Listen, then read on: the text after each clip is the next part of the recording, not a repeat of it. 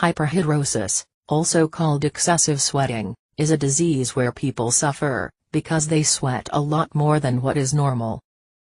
Even when there is no heat, the body continues to produce and emit sweat.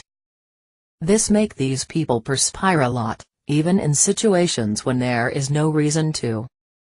In addition to hyperhidrosis being an inherited disease, it also has other causes, such as anxiety, heart problems, obesity, and diabetes.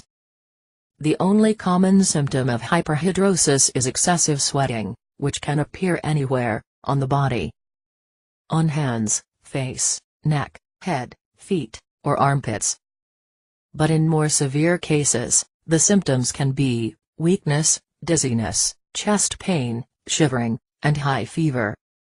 If hyperhidrosis is not treated in the right way, it can cause bad smell, strong skin inflammations, and infections in areas where the sweat happens.